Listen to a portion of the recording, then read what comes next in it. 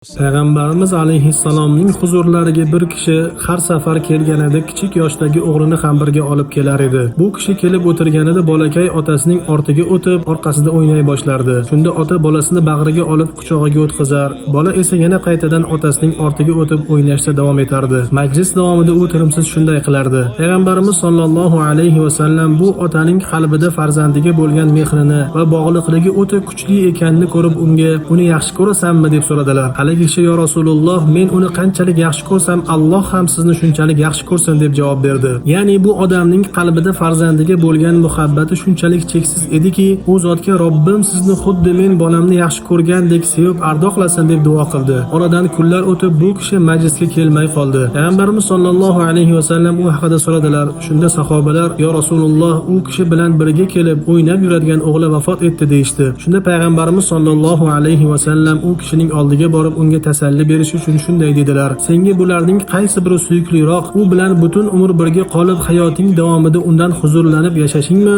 yoki jannat eshiklaridan qaysi biriga borma, uni sendan oldin yetib borib o'sha eshikni senga ochib turganini ko'rishingmi?" Haligi kishi birdaniga "Yo'q, yo Rasululloh, aksincha mendan oldin jannatga borib u yerning eshiklarini men uchun ochilishi menga suyukliroq" dedi. Shundan so'ng haligi kishining ko'ngli ko'tarildi, tasalli topdi va qalbi xotirjam bo'ldi. Holbuki u bundan oldin farzand dog'ida juda qattiq qayg'u va g'am ichida edi. Nima uchun u birdan o'ziga keldi? Chunki u qiyomatni ko'rgandek bo'ldi va bildiki, Alloh taolo bandalari boshiga tushgan musibat, balo, g'am va qiyinchiliklarga sabr qilib, uning ajridan umid qilganlarida ular bilan qanday ulug' marhamat ila muomala qiladi. Qarang, Alloh taolo u bandaga qanday go'zal ajr bermoqda. Dar haqiqat farzand dog'i juda og'ir va buyuk musibatdir, ammo ko'rib turganingizdek sabr qilganlar uchun bu musibat buyuk va oliy zot bo'lmish Allohning huzurida qanchalik ulug' daraja va mukofotga aylanadi.